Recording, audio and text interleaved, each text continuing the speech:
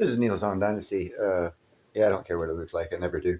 Uh, Please like, share, subscribe, buy silver, platinum, crystallized osmium, and be kind, helpful, and grateful because it's always better than being a jerk. But that's not what this is about. This is about me putting my cushion on my seat so I can sit down. Uh, this gentleman here, Joe Blogs, he's got 420,000 subscribers.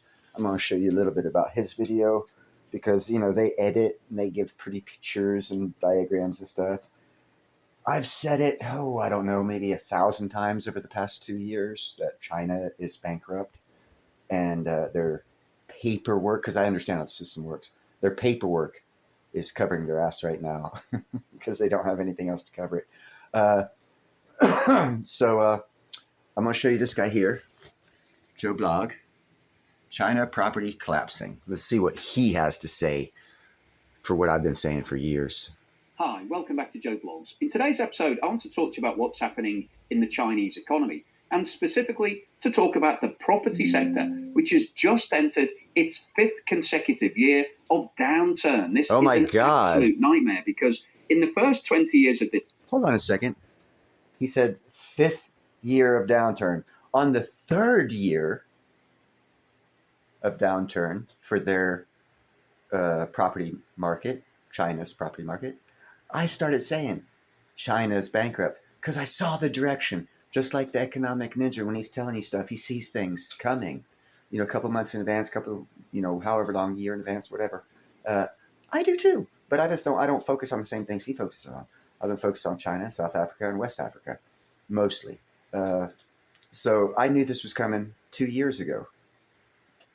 Because 3 years of economic downturn in your markets is, well, what's it look like in America when we have a 2-year downturn in our housing market? Yeah, they're 3 years ahead of us. Let's see what Joe has to say. This century, by the way, the Chinese economy was basically driven by the growth in the property sector.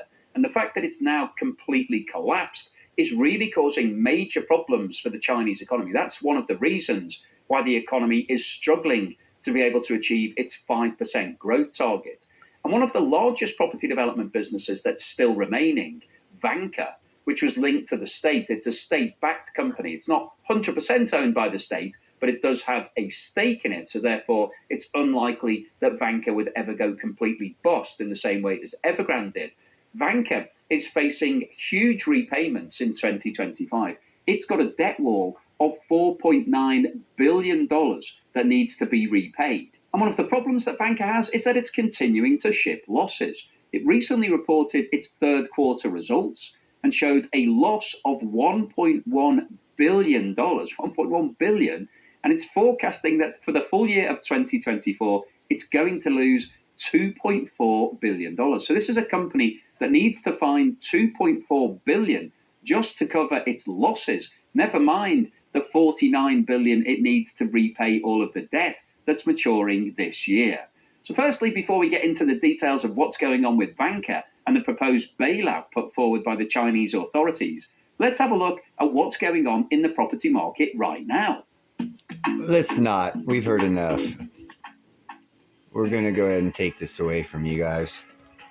I just wanted to show that little bit there. I don't want to take all of his mustard away from him. Well, it's not away from him. I knew it 2 years before he's talking about it. Yeah. And this guy, Joe, might have known about it then too and decided not to talk about it. But no one talks about Evergrande. They're already bankrupt. They were like their second or third largest builder. Now, when you look at American economics, you say, oh, well, this big one's going down. It's too big to fail. And things happen and whatever, it doesn't fail. But yet, if it happens in China and the big ones fail, there's absolutely zero market ripple. Meaning, typically when a multi-billion-dollar corporation goes bankrupt, there's a stock market drop, there's economic turbulence and whatnot, people talk about it, whatnot. But in China, that doesn't happen. And we don't recognize it either, oddly enough. And that's why I'm freaked out over these American sharp people who don't realize that China is bankrupt. They can't really even afford a war. They can't afford to buy gas for their war machines, much less probably pay their. They're going down. It's coming soon. Beware. Bye.